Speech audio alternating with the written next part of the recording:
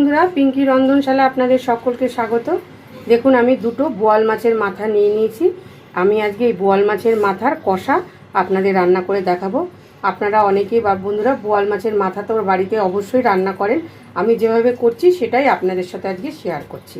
তার মধ্যে দিয়ে দিচ্ছি স্বাদ মতন লবণ, দিয়ে দিলাম হলুদের গুঁড়ো।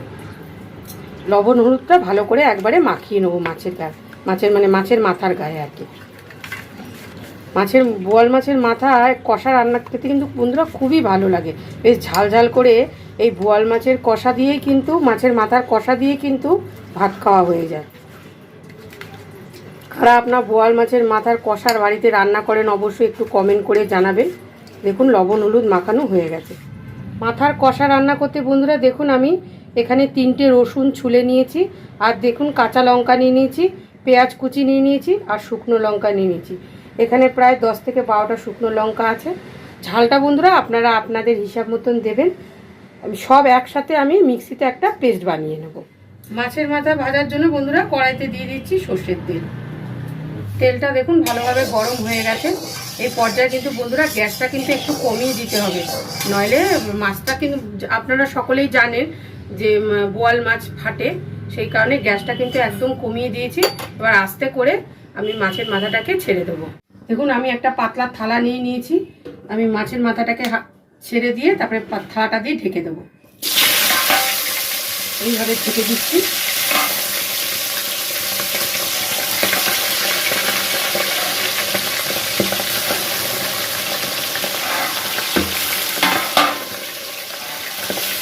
এইভাবে এবার ঢেকে দিয়ে এবার গ্যাসটাকে বন্ধুরা বাড়িয়ে দেবো। মাছের মাথাটাকে এবার আমি উল্টে দেবো।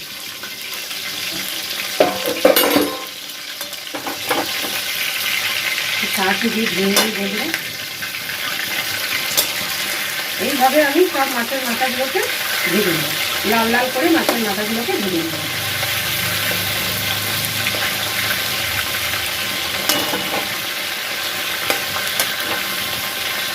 এই মাছের মাথা ভাজতে খুবই একটু অসুবিধা হয়, কারণ যেহেতু ফাটে বন্ধুরা বোয়াল মাছ রান্না করতে, যারা একদমই জানেন না তাদের জন্য এটা বলছি যে বোয়াল মাছ কিন্তু সবসময় ঢেকে ভাজতে হয়, না ঢেকে কিন্তু ভাজা যায় না। সব মাছের মাথা ভাজা হয়ে গেছে বন্ধুরা। আমি দিয়ে দিচ্ছি আর একটু তেল গরম হয়ে গেছে। দিয়ে দিচ্ছি বন্ধুরা কুচনো পেঁয়াজ। আমি এখানে বড় সাইজের একটা পেঁয়াজ কুচি করে রেখেছি। পেঁয়াজটা আমি একটু ভাজা ভাজা করে নেব। পেঁয়াজটা দেখুন লাল লাল করে প্রায় ভাজা হয়ে গেছে। এর মধ্যে আমি বেটে রাখা মশলাটা দিয়ে দিচ্ছি। দিয়ে দিলাম হলুদের গুঁড়ো, দিয়ে দিলাম স্বাদ মতন লবণ। এখন মশলা আমি ভালোভাবে কষে নেব। এর মধ্যে বন্ধুরা আর কোনো মশলা যাবে না, শুধু পেঁয়াজ আর রসুনের উপরেই এই মাছের মাথার কষাটা কিন্তু রান্না হবে। এখন এই পর্যায়ে একটু গ্যাসটা কমিয়ে দেবো, নাহলে চারিদিকে ছিটে মশলাটা হবে।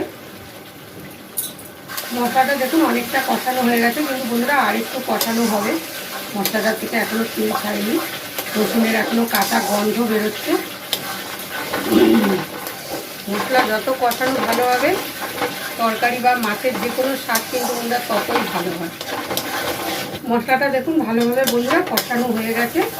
এই পর্যায়ে আমি দিয়ে দেবো ভেজে রাখা মাছের মাথাগুলো। মাছের মাথাটাকে দিয়ে এবার ভালো করে একটু কষে নেব।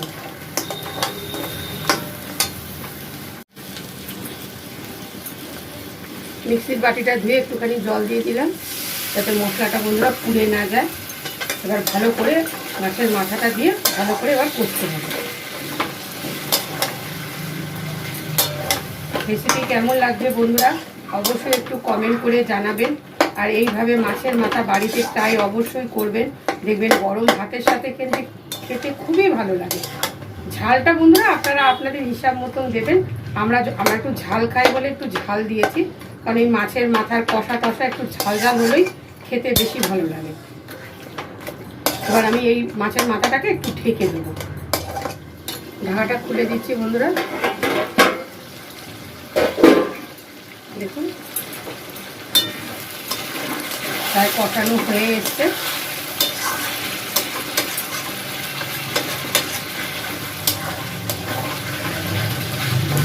এটার মধ্যে আমি কোনো আর জল দেবো না, এইভাবেই এটাকে রান্না করব, শুকনো রান্না করব।